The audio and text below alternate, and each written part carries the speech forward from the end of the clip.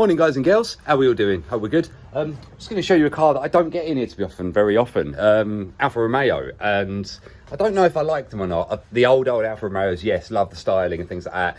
Then they went for a stage where they wanted to catch fire and the electrics were awful in them. And anyone asks about Alfa Romeo, there is always something with it. They're never just smooth runners. But we got something slightly different in for an Alfa Romeo today. Not had this in before. Well, it came in prior when we did the original work that we did on it.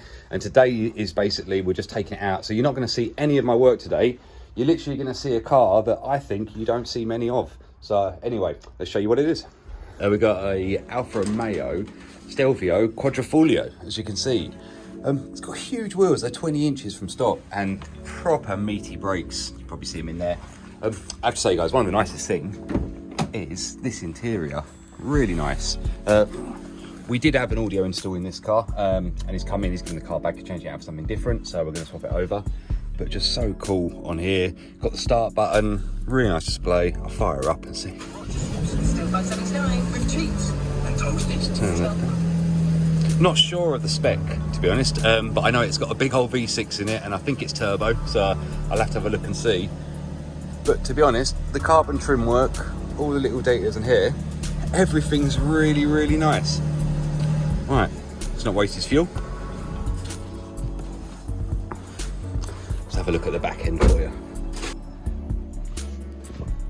Yeah, nice sleek back end. It's got sort of like a Jag feel to it, when you're standing with them. And that, I don't know if it's just slightly flared arches at the back, which is quite nice actually. They've actually not decided to follow that through from the front. You can see the front arch itself sits a lot more flush. It's got all the modern sort of mod cons that you'd want. It's got a keyless entry, which is a real pain for everyone, as we know, with obviously the thefts and everything that happen. But no, really nice, just needs a clean.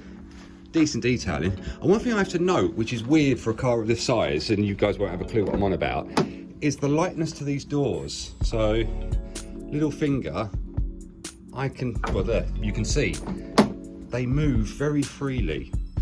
So, maybe the whole car is built on a very light frame. It does feel extremely composite. Doesn't feel metallic.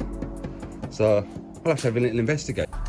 Yeah, my fingers are lying. It is metallic, but it doesn't feel it, to be honest, guys. It's very weird, but as you can see, little magnet there. I can't believe they build some sort of fiberglass or carbon monocoque for this sort of size vehicle without it being stupid money. So, but very, very sweet. Like I say, absolutely huge wheels. Even the rear brake discs, when I say meaty, the thickness left to right, they're probably sitting on about just 1.5 inches, maybe coming off a 2-inch, massive, massive discs. Obviously you can see we've got the handbrake and the normal rear disc there, rear caliper. So, very cool. Always reminds me of like an owl shape, and I don't know if that's good or bad. You can see obviously with like the beaky pointy bit in the middle there, and obviously the line on the side's got an owl feel to it. And I love the arrogant stroke styling decisions made by the Italian stroke Alfa Romeo. Probably the Italian being the arrogance and the Alfa Romeo being the styling, but anyway, it's the case that they don't actually care for the number plate. They never made any sort of concession at the beginning when it was like, right, okay, we've got to have an area in the front centre. Typically for a number plate, you think of any other car that you think of, they've got a space for it. So I love this little panel that basically just bolts onto the front of that, and that's like, yep, that's your number plate location. So, but yeah, very cool. It's very flat nose, very wide. So it's got a very strange profile. It could almost do with like a larger rear splitter, something just to pull the front out. I think if you had more carbon on show, maybe carbon wing mirrors, maybe carbon arch covers, for instance, a little front splitter on that could look the part. So, but yeah, really nice looking vehicle and really quick, to be honest, guys. Amazingly quick for what it is. I have to find the latch.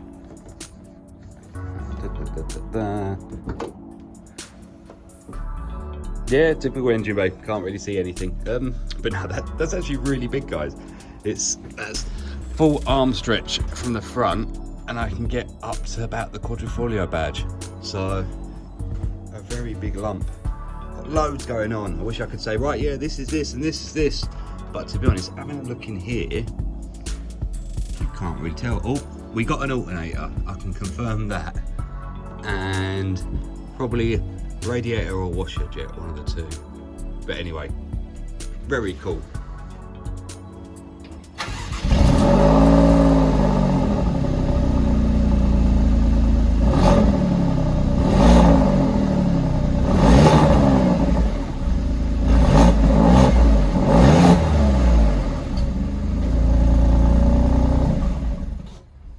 Anyway, that's enough gawking. Just a quick video on that. See you later, guys.